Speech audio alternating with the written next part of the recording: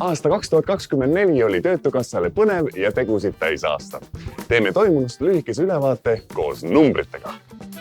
Eelmisel aastal oli keskmiselt töötuna arvel 50 400 inimest ja keskmine registreeritud töötuse määr oli 7,3%. Hea uudis on see, et liikusime positiivses suunas ja töötute arv langes. Kokku oli töötuna arvel, tea palju inimesi arvel oli? Aasta alguses 53 100 inimest ning aasta lõpuks alla 50 000. Juba päris hea tulemus, aga pingutame edasi. Kõige rohkem oli töötuid veebruari viimasel päeval ja kõige vähem oktoobri esimesel. Saime tegelikult päris paljudele abiks olla. Aasta jooksul tuli Töötukassasse arvele umbes 91 000 inimest ja arvelt läks maha 94 000. Numbrid on suured, nii et võib öelda küll, et oli päris tempokas aasta.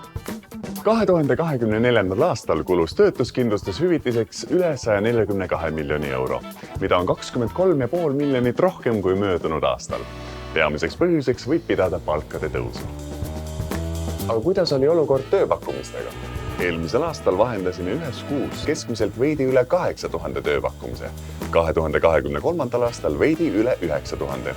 See number oli kahjuks sel aastal natuke väiksem, aga eks tööturg ongi veidi jahedamaks muutunud. Seda ka otseses mõttes, sest kui kuumal maikuul lisasid tööandjad Töötukassa portaali kõige rohkem tööpakkumisi, siis jahedamal detsembril lisati pakkumisi juurde kõige vähem.